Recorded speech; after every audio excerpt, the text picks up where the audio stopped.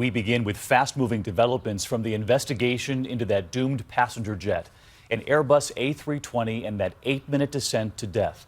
What should have been a relatively quick flight, Barcelona to Dusseldorf, Germany, plummeting in just minutes, disappearing from radar, silence from the cockpit, disintegrating in the French Alps, 150 people now feared dead. These images of the crash scene, that plane in tiny pieces, you can almost make out the name of the airline there.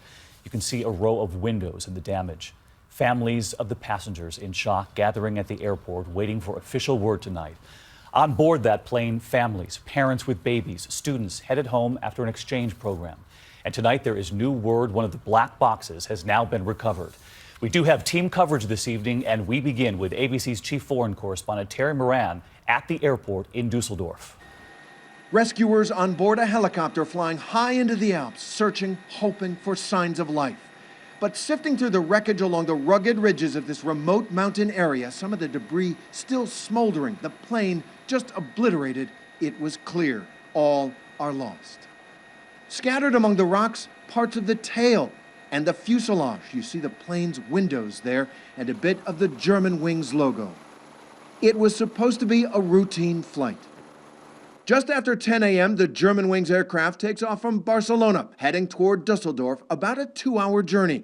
On board, 150 people, including 2 babies and 6 crew members. The Airbus A320 reaches a cruising altitude of 38,000 feet when suddenly something goes wrong, and it starts a steep descent.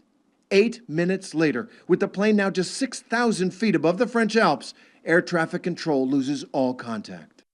Local eyewitnesses describe what happened next. I saw the plane come out from over there, and it was really low in altitude, this man says.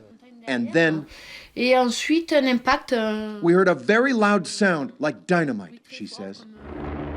Within 30 minutes, rescue choppers on the scene. Dangerous terrain for a recovery mission, so steep, and the debris scattered over a huge area.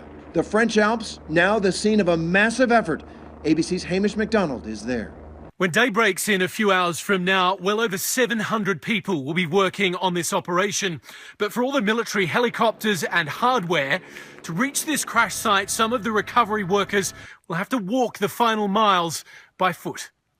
At the airports across Europe and here in Dusseldorf, anguish, frantic relatives looking for news. And in the German town of Haltern, at this school, an unimaginable heartbreak. 16 10th graders and 2 of their teachers studying Spanish, returning home after an exchange program, and now they're all gone. Today, their town mayor could only say, it is pretty much the worst thing you could imagine. So now the investigation begins, and they have already recovered one of the black boxes from that Airbus A320. Aviation experts in Paris will now scour the data on it, looking for any clues to find out what went so wrong with this flight. David?